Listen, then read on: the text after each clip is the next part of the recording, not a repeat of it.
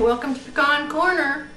It's brand new canning year, and the National Center for Home Food Preservation has put out a new canning book. This is the 6th edition, and this is the definitive guideline for canning according to U.S. government standards. It's put out through the National Center for Home Food Preservation is headquartered at the University of Georgia, and they do all kinds of testing of their recipes and everything.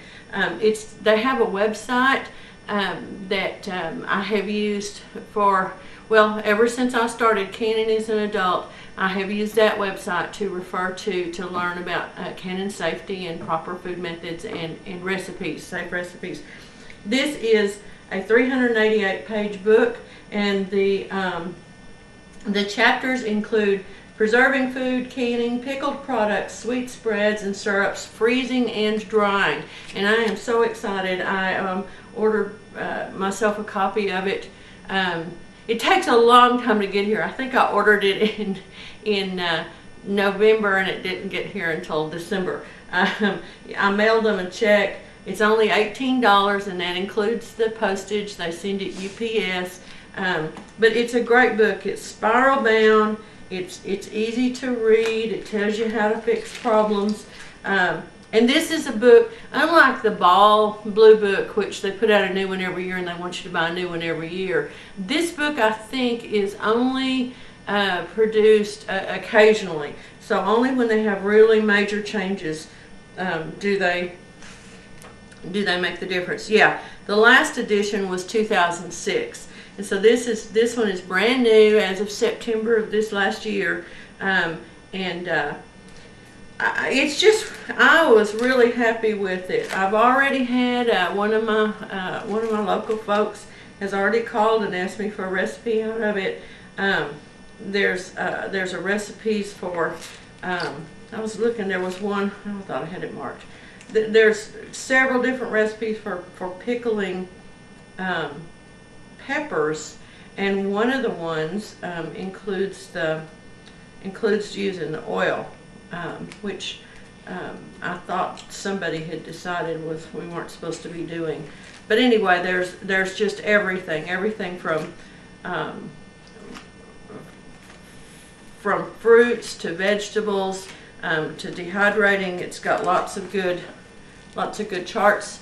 I haven't used it a lot yet since I just got it, but I did want to give y'all a heads up that it's out. It's only $18, and I think it's well worth it. This is going to last me, 5 years or so. It's got these little pockets in here where I could add my own things easily.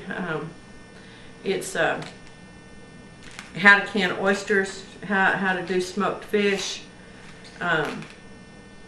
All the different tomato juices, tomato products.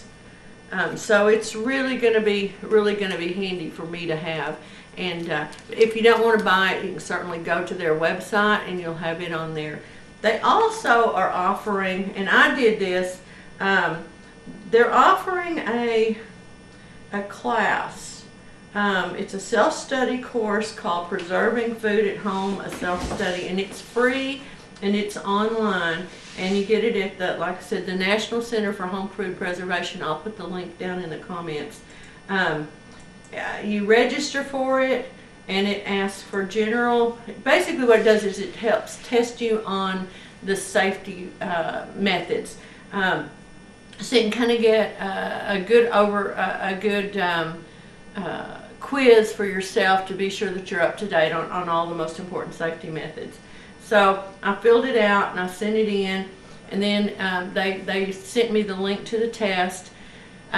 They hand grade these tests, and once it's done, they will email you a little certificate that shows you've completed it. Now, we can't call ourselves a master canner or anything like that with it, and I'm not using it for promotional purposes. I'm using it to be sure that I know what I'm doing and I'm doing it safely.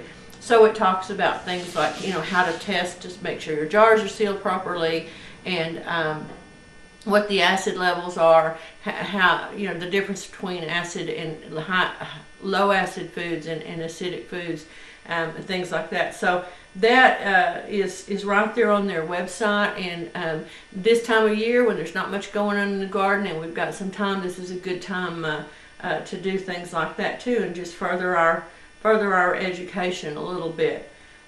They further have, if you teach children, if you're involved in 4-H or any of those kids any programs working with youth, even through your church, where you'd like to teach classes for food preservation for youth, they have free lesson plans and a webinar called Teaching Youth How to Put It Up.